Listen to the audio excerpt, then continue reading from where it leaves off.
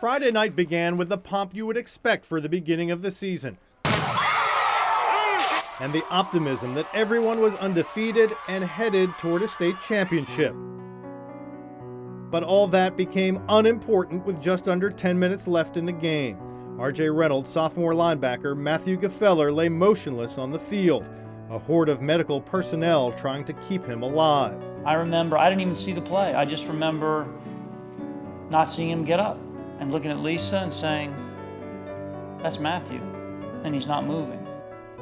He was rushed into emergency brain surgery at Wake Forest University Baptist Medical Center. Matthew was really had been hurt badly. Neurosurgeon Charles Branch says by the time Matthew Gfeller arrived to the hospital, the 15-year-old already had swelling on the brain. Dr. Branch says the hit caused a blood clog in the vein inside the brain, causing severe head trauma. About 2 o'clock in the morning, Saturday morning, we got a call that the surgery was not going well. And so my husband and I went back to the hospital, and it was pretty clear at that point he could not be saved. Matthew was taken off life support at 9 o'clock that night. He felt no pain. He did not suffer. Even though he never regained consciousness after that block in the fourth quarter, Cross says he remained alive, off life support for almost 4 hours before finally passing away Sunday at about 1 a.m.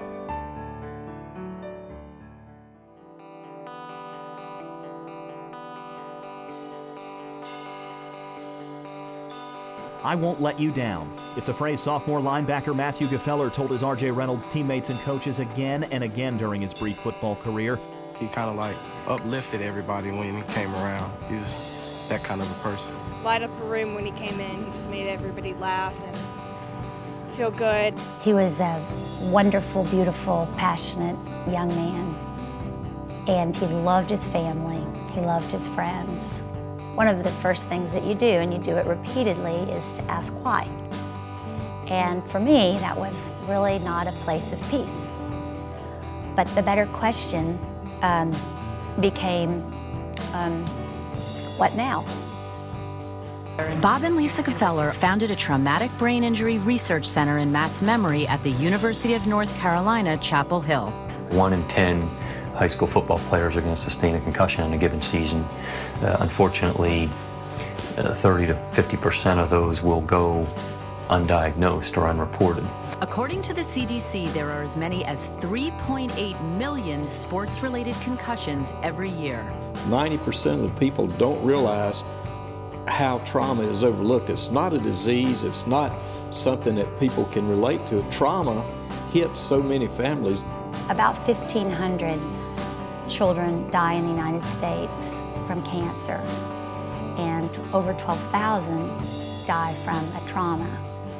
And yet the money that we've put into traumatic research pales in comparison.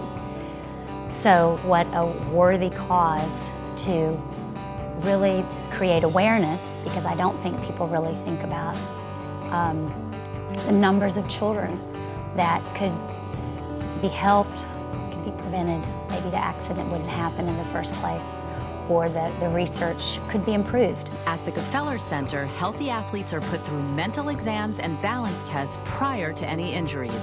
Comparing results from before and after a brain injury can reveal important clues. Often the more pieces of that puzzle that you can put together, you get a better view. An athlete may not be aware of any symptoms, but test results can be more accurate and help determine how soon an athlete can safely return to competition. Can you tell me what the signs and symptoms are of a concussion?